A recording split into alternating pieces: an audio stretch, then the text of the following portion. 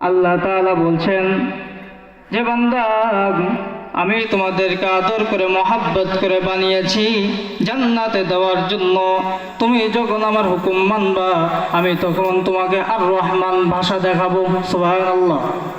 আর যখন তুমি আমার হুকুম মানবা না, আমি তোমার জন্য কঠোর হয়ে যাব, কঠোর।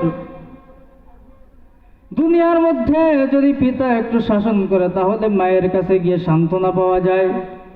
মা যদি একটু শাসন করে, পিতার কাছে গিয়ে সান্ত্বনা পাওয়া যায়।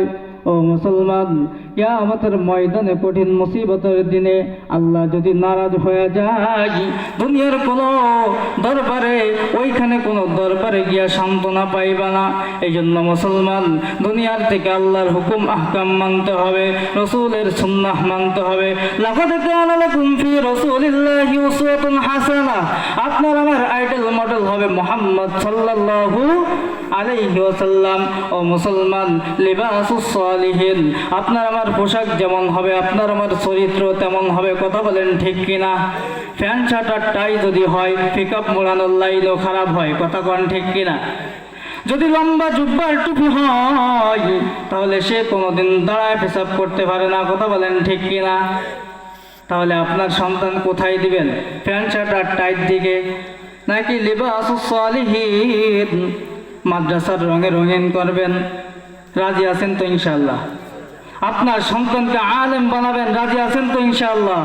ও মুসলমান, ইংলিশ, অঙ্ক, এইগুলো, বাংলা, এইগুলো কবরের পাশে দাঁড়িয়ে হাজার হাজার লক্ষ লক্ষ বার খতম পড়লেও কাজ হবে না। শুধুমাত্র মহাগ্রন্থ আল কোরআন, যেটা লক্ষ লক্ষ বার যদিও পড়া হয়, এর থেকে রুচি সরে যায় না।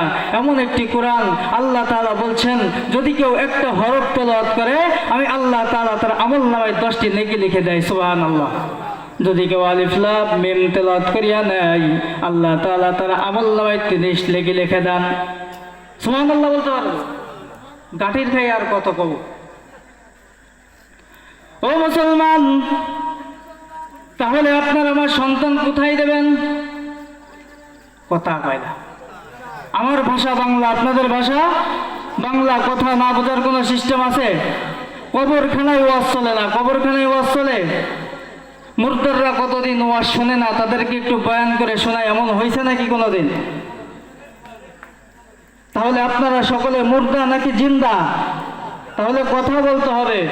মুর্দা মানুষের মতো চুপ করে বসে থাকলে চলবে না। ও মুসলমান, এই মুসলমান যখন হকের কথা বলেছে, তখন মুসলমান ক্ষমতার চেয়ারে বসতে পেরেছে। কথা বলেন ঠিক কিনা?